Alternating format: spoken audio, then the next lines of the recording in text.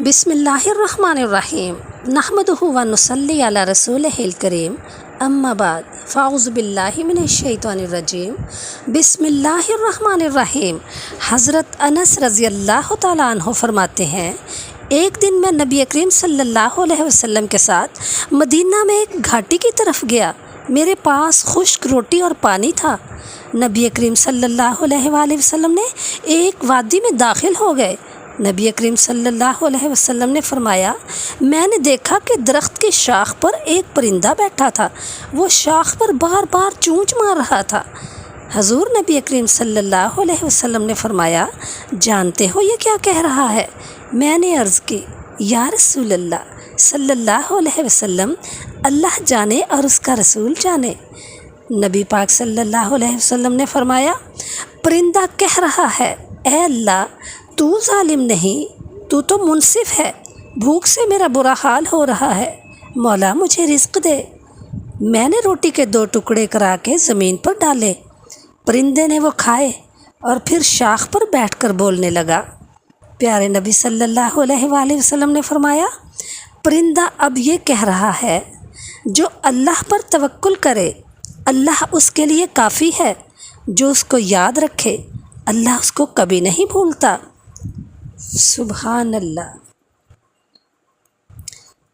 محمد بن سعید بن مطرف رحمۃ اللہ علیہ، جو نیک لوگوں میں سے ایک بزرگ تھے، کہتے ہیں، میں نے اپنا معمول بنا رکھا تھا کہ رات کو جب سونے کے واسطے لیٹتا تو مقدار معین درود شریف کی پڑھا کرتا تھا۔ ایک رات کو میں نے بالا خانے پر اپنا معمول پورا کر کے سو گیا تو حضور اقدس صلی اللہ علیہ وآلہ وسلم کی خواب میں زیارت ہوئی۔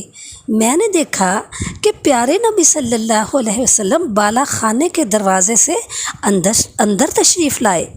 نبی کریم صلی اللہ علیہ وسلم کی تشریف آوری سے بالا خانہ سارا ایک دم روشن ہو گیا۔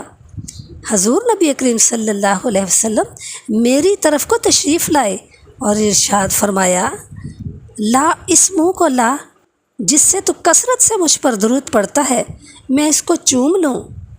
مجھے اس سے شرم آئی، میں نے اپنے دہن مبارک کی طرف میں آپ کے دہن مبارک کی طرف منہ کروں تو میں نے ادھر سے اپنے منہ کو پھیر لیا تو پیارے نبی صلی اللہ علیہ وآلہ وسلم نے میرے رخسار پر پیار کیا۔ میری گھبرا کر ایک دم آنکھ کھلی۔ میری گھبراہٹ سے میری بیوی جو میرے پہلو میں لیٹی ہوئی تھی اس کی بھی ایک دم آنکھ کھل گئی تو سارا بالا خانہ مشک کی خوشبو سے مہک رہا تھا اور مشک کی خوشبو میرے رخسار میں سے 8 دن تک آتی رہی۔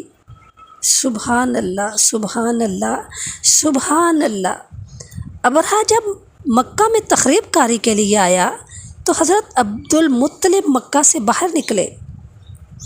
آپ کی پیشانی سے نور محمد صلی اللہ علیہ وسلم چمکا۔ نور کی چمک کعبۃ اللہ پر پڑی تو آفتاب کی روشنی بھی مان پڑ گئی۔ حضرت عبد المطلب واپس مکہ آ گئے۔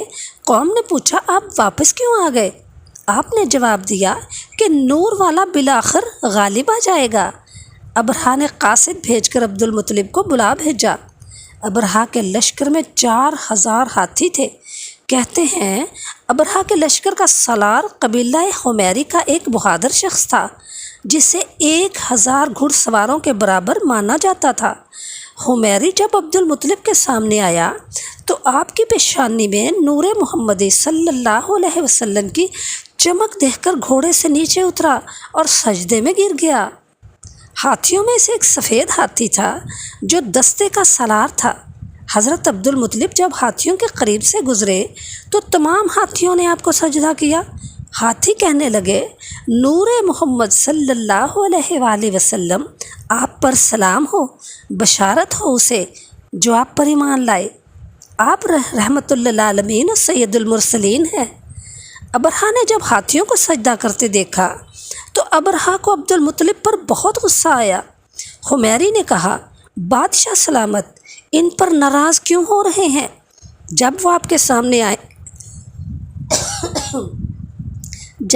سامنے آئیں گے تو آپ بھی تعظیم کیے بغیر نہ رہ سکیں گے۔ عبد المطلب جب ابرہہ کے سامنے آئے تو وہ مسند سے نیچے اتر آیا اور آپ کے سامنے سجدہ کرنے لگا۔ ابرہہ بولا، آپ کی حاجت کیا ہے؟ فرمایا، میرے اونٹ واپس کر دو۔ اس نے حیران ہو کر کہا، آپ نے مجھ سے اونٹوں کا سوال کیا ہے لیکن کعبہ کے بارے میں کیوں بات نہ کی؟ فرمایا، کعبہ والا اپنے گھر کے خود حفاظت کرے گا۔ یہ سن کر ابرہہ نے حکم دیا کہ آپ کے تمام مویشی واپس کر دیے جائیں۔ عبد المطلب اپنے مویشی لے کر واپس مکے آ گئے۔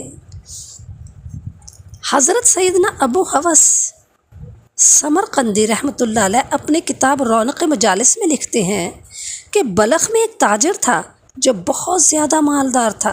اس کا انتقال ہوا۔ اس کے 2 بیٹے تھے۔ میراث میں اس کا مال آدھا آدھا تقسیم ہو گیا، لیکن ترکے میں 3 بال پیارے نبی صلی اللہ علیہ وسلم کے بھی موجود تھے۔